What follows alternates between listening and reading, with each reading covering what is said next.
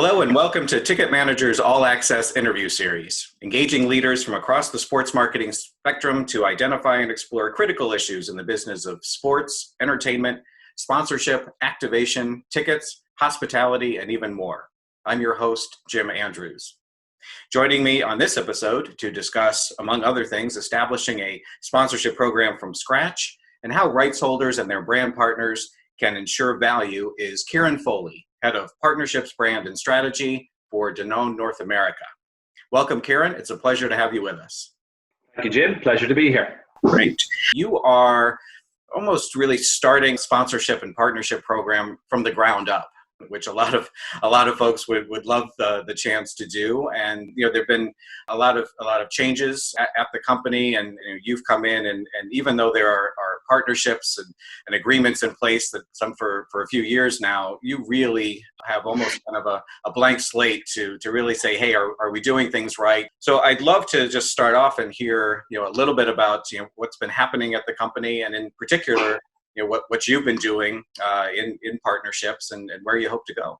So Danone is a global company, massive obviously inside the food industry. We have our tagline, One Planet, One Health.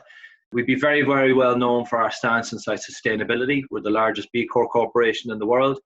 And we're a global leader in terms of where we stand on a lot of our society issues, how we're trying to be carbon positive in 2025 inside dairy. So we're a very large company. The company itself inside North America has gone through a bit of a transition. About 3.5 years ago, we took over Whitewave, which doubled the size of our company. So we would have been very, very well known for all of our brands inside the yogurt industry, everything from Oikos, Danimals, Light and Fit, Too Good, etc. And then we joined forces with the plant-based beverages side and coffee house creamers, which would be Silk, So Delicious, Stoke, etc. So a lot of consumers will be very au fait with the brand names, but oftentimes they don't link the brand with the overall global company that's behind all of that. So that was kind of one of the things that I suppose I would have recognized when I came in, that we have a lot of very, very strong brands that individually work extremely well and extremely hard, and they have their brand manifestos and their consumer segmentations. But we have a house of brands as well, and there's great strength to be had in that. When you look at Procter & Gamble and what they've done, or PepsiCo, what they've done, or Kellogg's, and I mean, the list goes on. So there is massive strength in that. And what I've tried to do is when I first came in, and I've been with the company now about 10 months, my background would have been growing brands, developing partnerships, understanding how we grow a brand, but also across various segments. So in my last company, Digicel, when I joined, we were in 12 markets, we went to 32. We went across different continents, different countries, different languages, different cultures. But it was, how do you spread all of that, but have the overarching essence of who you are and what you stand for? And I'm very, very lucky, as you point out, because Danone stands for an awful lot. And it is this immense company that has this super strength and super positioning and all of the right things, the things that when you join a company, you really want to be on the good guys side. I really feel that we are, especially when you read about all the work that we genuinely do. And in fact, what I often say to a lot of partners when I'm talking to them is, it's rare you come across companies that walk the walk and don't talk about it. It's usually the other way around. It's usually they talk the talk, but over here, the company certainly walks the walk in terms of everything that we're trying to do around our One Planet, One Health manifesto. But we don't really talk about it an awful lot. So one of the big things I thought would be key for us is when we develop our programming through our partnerships or through our media sponsorships or through our entire program of activation across the marketing mix, how do we really engage people and interact with them so they know who we are, they understand that personality? Because that's key. If you're not authentic and relevant, then what are you? So you need to have those two groundings on any partnership that you're starting to program out. And that is very, very key for us. It is exciting, a little bit daunting, because you've got such massive brands with an expectation, a certain way of working. And it's kind of trying to tweak that, get the nuances right, understand the personalities and understand the ways of working within the business, and try and agree with everybody. Okay, how do we finesse this to make sure that we get the greatest value for it? So that's on the company side, and then equally on the partnership side. So we would have morphed into this. We would have evolved into this new position, I believe, and the company itself. About 5 months ago, we have a new CEO, and Danone North America has become autonomous from the global Danone. So we now are, the masters of our own destiny, if you will. And so there's a lot more eyes and a lot more pressure on us to try and make sure that we deliver. And so under our new CEO's leadership and the leadership team and the wider leadership team, what we're trying to do is establish these processes and make sure that there's a clear pathway for us to really drive on and see the company grow. So it's an exciting time. There's a lot to do in it, and there's a lot of roadway for us to run through. So you're right. I am very lucky, to be honest. That's great. So if we look more specifically at the partnerships, then as I mentioned, there's some legacy partnerships, some quite significant ones. Can you talk a little bit about what those are looking like, and maybe how they're going to change, or whether as I mentioned earlier on, and as you heard me talk about, I mean, the reality is that we have some very, very big brands. As an example, we've partnered with the NFL since 2014, and that started when we launched the Oikos brand 000, and we talked about power and performance, and what better partner than the NFL to talk about power and performance. So now the company has evolved, and we're twice the size that we were when those conversations were originally had. And Oikos is no longer a launch brand. It's kind of reviewing it to say, okay, this was done in a certain way. How do we do it now? How do we program out so that we have the widest strength of our company, and how do we program it in? There's the explosion on tech and digital interaction. There's the explosion of e-gaming. I mean, I love the phrase e-gaming or esports. It's like saying sports. It's not. Right. It's so wide. You can't just say, yeah, how are we doing in esports? It's like saying, how are we doing in sports? So what segment? How do you what is your positioning? How do you drive your consumer segmentation? How do your brands relate to that? How are you authentic, and how are you relevant? We have some big customers that we're very, very close with, obviously, in terms of how we progress our business, such as Walmart, Target, all the way through to like Super Kings on the West Coast. So, and we're all over the country. So there is not one segment of the market that we couldn't speak to. How do you get the national sense? How do you get the regional sense? And then how do you become locally relevant? So you've got to tie all of that in, along with understanding how you talk to the various consumer segments, and with all of these various brands that we have. So it's a myriad, or it's like a tangled mess until you start to get it in line and get that ball of twine wrapped around nicely so that it rolls. And that's where we're at the moment. So it's a great headache to have, but it's a challenge at times, because you got to try and see through that mist. And the partners that come, being very honest with you, the leagues or teams or personalities or influencers that come with a better understanding about who you are or what you need, rather than what they have to give you. And having been on both sides of the coin, I can really appreciate that even more, knowing the phrase knowing your audience, but knowing the partner that you're coming from, knowing the challenges that they may have. It's definitely worth a quick cup of coffee before you come with a pitch.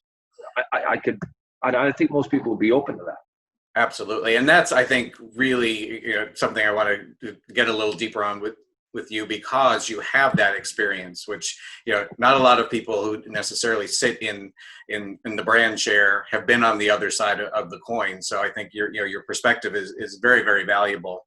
And especially, I think, given the fact that, as you well know from being on the sales side of things, whenever word gets out that, hey, there's a company that's kind of in the position that Danone North America is in right now, which is, they have somebody new in the role and is really taking a strategic look. What rights holder is going to hear is, hey, there's somebody over there that maybe he's going to spend some money with me, right? So Yeah. I bet you will get, and probably are already getting, a lot of those kind of unsolicited proposals or calls. Your advice to the folks who are coming to you, and you started there and just saying, hey, really understand what it Yeah. is that my needs are. That's, before you start talking about how many eyeballs I'm going to get and all of that kind of stuff. Yeah, I appreciate the question, because as you said, I've been on that both sides, and sometimes that's a blessing for the rights holders, and sometimes it's a curse, because I'm probably tougher than I should be in some of my responses, I'm sure. But what I always do is, I would pride myself in coming back that it kills me. There's some very high level people that I've dealt with. I know he's obviously a disgraced name now at the moment, but there was Jack Warner, who would never not reply to an email or a message from anybody, no matter what it said. And I always respected that, that you would always find time, even the amount of emails that man would have, or, I've come across some very, very senior people that I've been lucky to interact with through my workplace.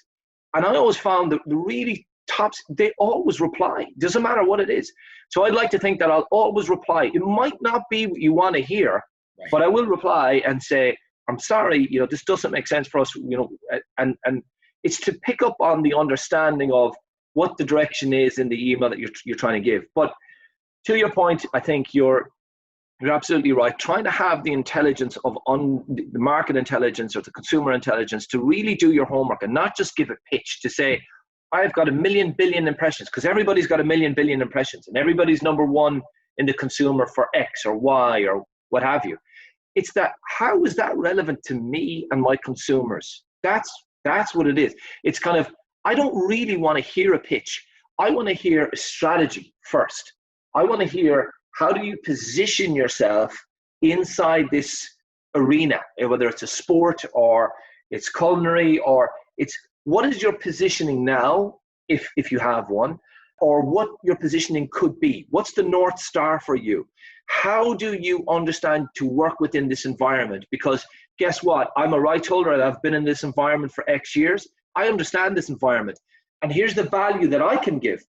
Where rights holders get it wrong is they start at the bottom going, here's all the value I can give you.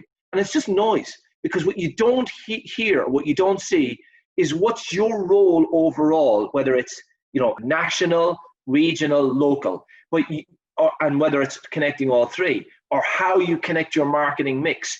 It's just, I've got this, I've got this, I've got this. So you expect the brand to go and connect all of the dots. But all they get is, I get an awful lot of proposals in, and they're all really good. And that's the problem. They're all really good. So I've got to try and understand, okay, well, what makes sense for me? So the property that comes and says, this is what makes sense for you in this world, and this is why, and this is how you would position, this is your strategy. Now, here's how I come in. You're almost secondary. And that's the reality that rights owners need to try and understand. You are almost secondary, even though you come in thinking, I am the absolute answer to all of this, because the reality of it is we're trying to solve an issue for you, which is a commercial issue, but you're really trying to solve a bigger brand issue for me, and a commercial issue, and a positioning issue, and I can't get it wrong, because if I get it wrong, I badly position myself, I'm not authentic, my consumers don't hear me, I've dropped a ton of budget, and I can't go and do what I should have done in the first place. Why? Because I got my positioning wrong in the first place. The strategic overview's wrong in the first place. Are there certain kind of, obviously every situation is different, as you said, if somebody's coming to you with a local proposition versus national, and brand specific and all of those kinds of things, but are there any kind of universal benefits that you really have to have that what I'm trying to do here is kind of establish, give a little bit of baseline to any rights holders who are going to watch this. At least they can get some information out of this conversation that maybe they can skip out having to ask you a few questions on an individual. Yeah. So we have, obviously, as I said, we can talk to anybody and everybody. We have so many different consumers. We have a huge consumer segment across women. We obviously have youth with our Danone products, Yo Crunch. And as I say, we have to be true to who we are in terms of, our sustainability approach, our B Corp corporation. So we need to be authentic and relevant. So understanding how these segments best relate to you and your product, and how they can help us be authentic and relevant, how we come through your property to speak to the consumer, that is the way to do it. And then to program through three core tenets. The first two support the third one. How do you use your media program, and how can I avail of that? How does your content program, and how can I avail of that? All of which lead up to the commercial programming on promotions. Now, promotions can be trade or shopper, but it has to have a commercial benefit, because if I came at the end of the day to say media and content were fantastic and we had 1 billion impressions, I'm going to look at the dial to say, what did that make commercially? Because I have to objectively understand what was the commercial relevance of this deal at the end of the day. Because as nice and all as Jim Andrews and Property X is, and how great I get on with him as the owner of this rights, the reality for my company is, unless it moves the dial, I can't continue it, or I've done something wrong, or I've not engaged the consumers, or I'm not relevant. So it has to have that payoff, and it has to be a clear pathway on how I leverage my media, how I leverage my content, and how it relates to promotions. So that is the key, because a lot of people come with the media and the content, and they say, we're all of this. I'm going, okay, how do I connect the dot, please? Like, help me understand that, because without that, I'm not interested. Right. Something that has come up in every conversation I've had lately, and part of this is because of what we've all been through in 2020, is the matter of flexibility, and particularly brand partners needing their rights holder partners to be flexible. Yeah. Certainly we saw that this year more than ever before, but it's always been an issue. And again, with somebody who's worn both hats, I'd love to hear your kind of perspective on how do we meet in the middle on those kinds of things. We understand that situations are going to change, even if it's not a pandemic. Marketing objectives change. Very likely at some point during, especially if it's a multi-year deal, sponsor's going to come back and say, "Hey, we want to change things up." We also know that on the rights holder side, they're trying to protect revenue, and it's hard to just have kind of an open inventory. Hey, pick and choose what you want all the time. So how do we get to a nice kind of meeting of the minds where everybody feels that they've kind of won? I suppose the way I'd look at it is the way the industry has reacted. You see the sports industry, you see some clear leaders come out. And the way you see that is they've been decisive, and they've made, this is what's going to happen. Now, no one knows that they're 100% sure, but they made a clear understanding about, we have to face the reality of where we are about health and safety, not just for the public, but for players. Not for the players, but just media. But we also have the commercial requirements. So if we do it as an example, the NBA did the bubble. So they absolutely made a clear decision. They had very, very clear leadership. Their commercial partners were then approached to say, this is what we're going to do, and this is how you're going to get the commercial strength in terms of the dollars you've invested. Rather than it being lost, it's pivoted, and this is how we're going to program it out. And as a partner, as a brand, that's what you want to hear. You want to hear the if-then scenario, because the reality is that I've put a ton of money in, I've got to get a value out of it.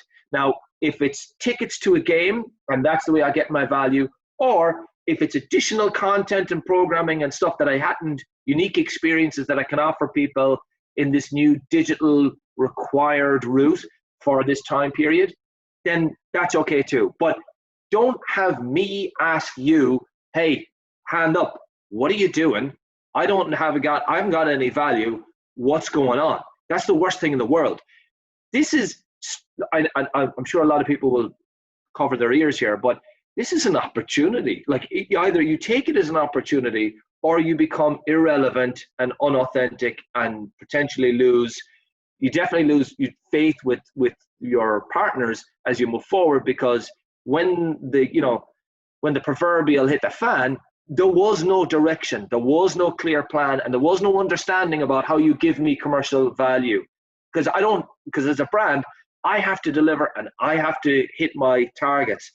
That means you have to be able to perform for me. If it is a pivot, then great. It's the if then scenario.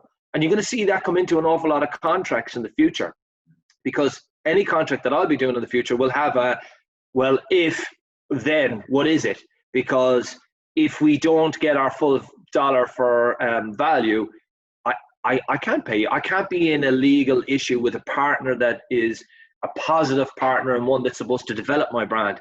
I can't be in that. So I need to understand what happens in these unlikely scenarios, which in this day and age become more likely. But the positive side of this, Jim, in my book, is that I think at the end of it all, it will showcase that sports particularly is something that is so intrinsic to people. People miss the interactive, not just for the health and for the emotional well-being, but the physical interaction of going to a game. So while the tech side and the digital side, yes, I'm sure will benefit, and yes, I'm sure that organizations will have to understand how people consume a little bit differently or a little bit more from now on. The reality is that people will be coming out of this, in my opinion, in super engaged about, I can't wait to get back to sport. I can't wait to get engaged with my local team or the national team or the league team, whatever it is. That is when leagues, teams, personalities, media, everything, they really need to showcase and rise to that occasion and give people what they're looking for and understand how they interact into the future with these guys to have the if-then scenario across all those tenets. As you say, we need to look at it as an opportunity. As bad as things have been, once we're on the other side, then hopefully we've learned so much that we'll be able to do all of this stuff better, and we'll have the appreciation for what these things, particularly sports and entertainment, really mean to us. Sure, you and I could talk about partnerships all day long. There's so much to unpack. So maybe we'll do this again, and we'll check in with you at some point and see how you're doing unraveling that giant ball of twine. I love that analogy. Yeah, I think you might bite off more than you can chew. Ask the Irishman to stop talking. Good luck with that. That's why I love having Irishmen as guests. They are definitely lots of great content. So, Kieran, appreciate it very, very much. Thank you for your time. Thank you, and on behalf of everyone at Ticket Manager, thank all of you for watching. And please join us again for the next episode of the All Access Interviews series.